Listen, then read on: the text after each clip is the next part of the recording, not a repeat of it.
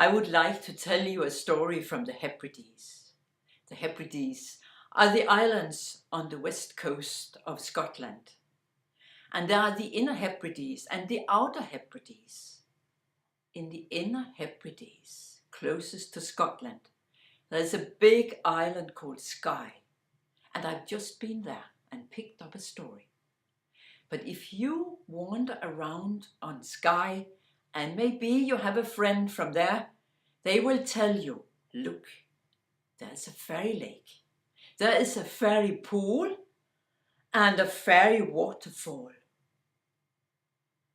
And the island is very, very fairy-like. And this is the special about the Celtic stories. They believe there is another country, maybe underneath the pool or inside the mountain. You don't know where it is, but it's there. And they call this country Tir Nanuk.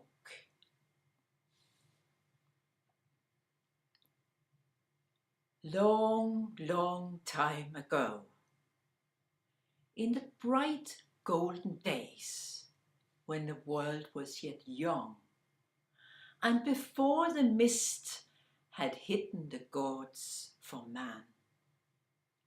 At that time, there lived on the island of Skye a young, strong hunter. He was beautiful. His name was Oy. And he was the greatest hunter.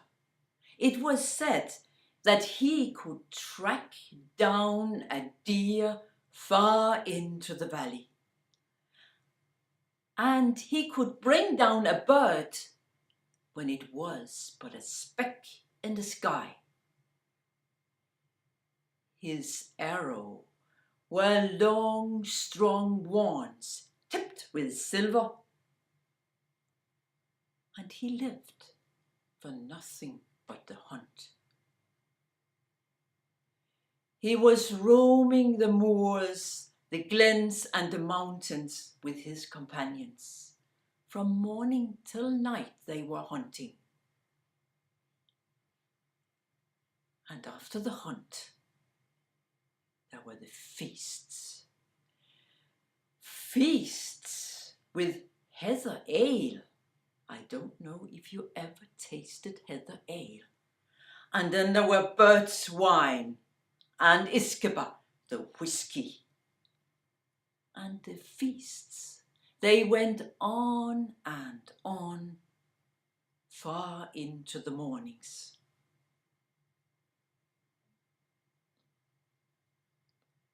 One day, they were hunting in the great, big, dark, cooling mountains. And there, Oy, he saw the woman, Yallasid. And Yallasid saw Oy.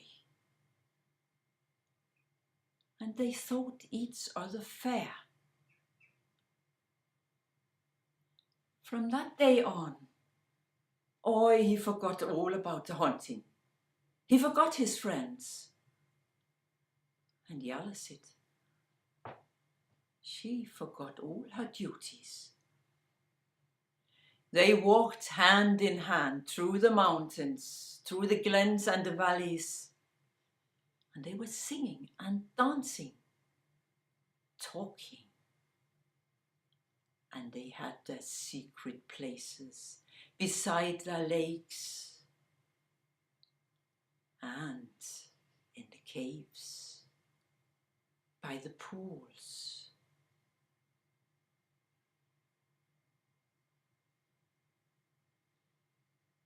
Yallasid, she was the daughter of Morgai. Morgai was a mighty magical woman. And she saw Yallasid with Oy, and she did not like what she saw. Because Oy, he had not proved himself as a hero. He had been in many combats. No, he had not been in any combats, and he was not a hero. And one day, she told her thoughts to Yalasid. And Yalasid, she cried, I would rather be a bird in the air, singing for Oi, than not be with him. Morgai looked at Yalasid, and she said, Then, a bird you shall be, but with no song. And with those words, Yalasid changed into a great white swan. And the swan flew up over the Duloc Lake, and it landed as close as it could beside the cottage of Oi.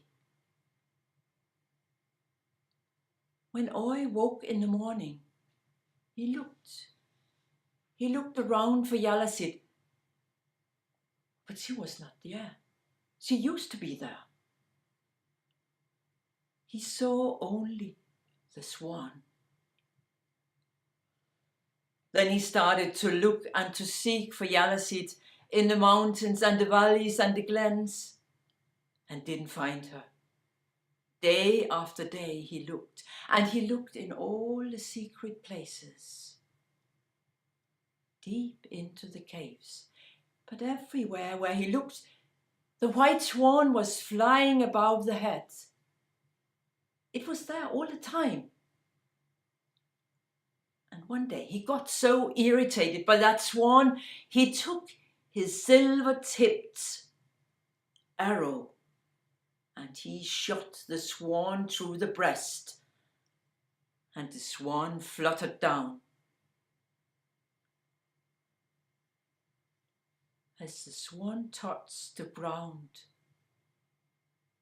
he transformed into Yalasid. Yalasid, with his arrow through her breast. Full of remorse and sorrow, he took Yalasid in his arms. And then she sang. She sang, it was all worth it for this final moment in your arms. And then she died.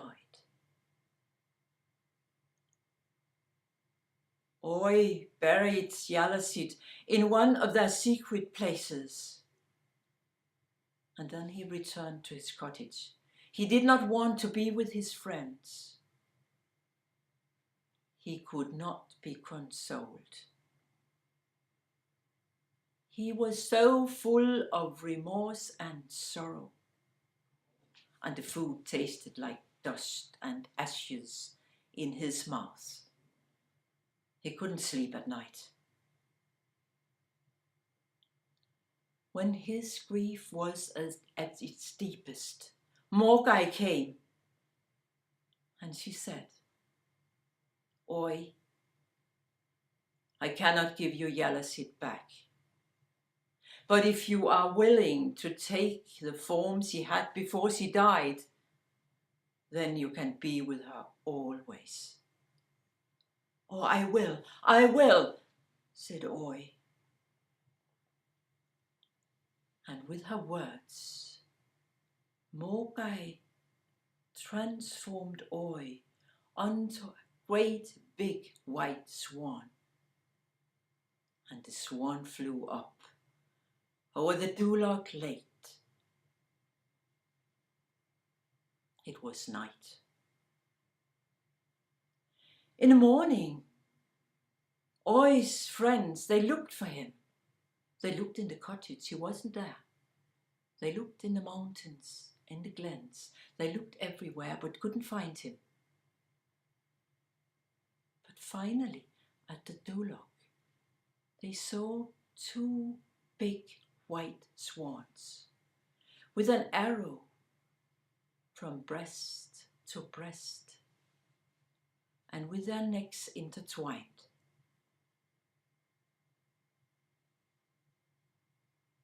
Mogai, she took the two bodies and she buried them beside a cairn of stone, and she covered them with turf.